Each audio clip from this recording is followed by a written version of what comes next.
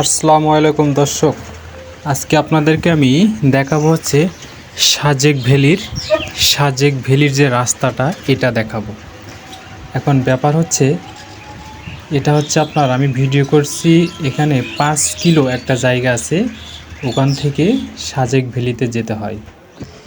এখন এখানে আসলে মনে হয় এটা বাংলাদেশের বাইরে কোন একটা দেশ, এমন একটা পরিস্থিতি।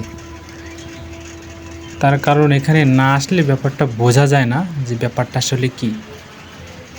আমি যখন 5 কিলো থেকে উপরের দিকে যাই তখন মনে হচ্ছে এটা বাংলাদেশ না, এটা মনে অন্য কোথাও চলে যাচ্ছে আমি। এটা এমন একটা পরিস্থিতি। আপনাদেরকে আমি 5 কিলো থেকে যে রাস্তাটা দেখাবো আজকে, এর থেকে আর কিছু না। আর সাইডে যে পাহাড়গুলো আছে এইগুলা, কিন্তু এই যেগুলো পাশে ঘরের মতো দেখতেছেন এগুলো হচ্ছে এক একটা রিসোর্ট। মানে এখানে এসে আপনি ভাড়া নিয়ে থাকতে হবে, আপনি দিনে রাতে যখনই থাকতে চান থাকতে পারবেন। আর এটা দেখাচ্ছে আমি রাস্তাটা। আসলে ব্যাপারটা হচ্ছে এটাও একটা রিসোর্টগুলো অনেক সুন্দর। এখানে দেখার মতো সবথেকে ভালো বিষয় হচ্ছে দিনের বেলা নাই, রাতের বেলা। সারাদিন শেষে যখন রাতে বেলা মানে সন্ধ্যার পরে আপনি এই রিসোর্ট থেকে বা এখান থেকে পাহাড়ের দৃশ্যগুলো দেখবেন, অপুরন্ত ভালো লাগবে, মানে মনোমুগ্ধকর। আমি অবশ্য সে ভিডিওটা আপনাদেরকে একটা ভিডিও আপলোড দিব, তখন আপনারা ওটা দেখে নিতে পারবেন।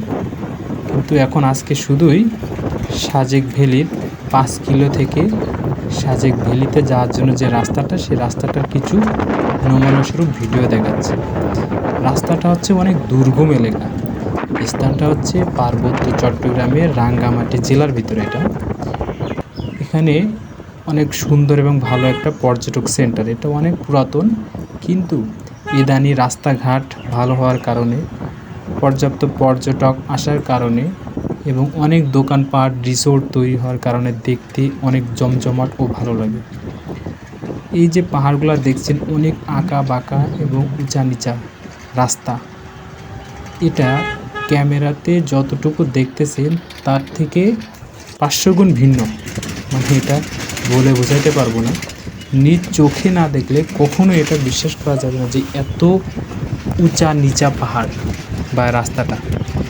এই যে গাড়িগুলো দেখছেন, এটা হচ্ছে এখানে চাঁদের গাড়ি বলে। এই চাঁদের গাড়ির পর্যাপ্ত শক্তি, এই শক্তিতে এই গাড়িটা উঁচা নিচা কোনো কিছুই মানে না। 500 ফিট 700 ফিট উপরে এই গাড়িটা নিমিষে উঠে যায়। আমিও অবাক, আমার মাঝে মাঝে মনে হলো এ কি আসলে এই উঁচা পাহাড়ে উঠতে পারবে নাকি পারবে না, নাকি পড়ে যাব। কিন্তু আল্লাহর রহমতে কিছুই হলো না, অতি সহজেই উঁচা পাহাড়ে উঠে গেল, কোনো সমস্যা হলো না। সব কিছু উপর আল্লাহর ইচ্ছা। রাস্তাটা পর্যাপ্ত চওড়া আছে, 2টা গাড়ি সাইড দেয়া যায়।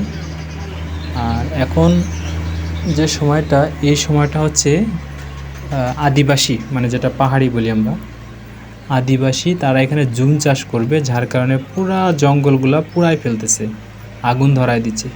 বাঁশ গাছ, লতা পাতা, সেগুন গাছ, এই গাছ সে গাছ সব কিছু পুড়িয়ে জায়গাগুলো পরিষ্কার করে এখানে জুম চাষ করবে, যার কারণে সবুজ আর দেখাচ্ছে না। এখন মনে হচ্ছে সবগুলো হচ্ছে হলুদ কালারের পাহাড়, ইয়েলো।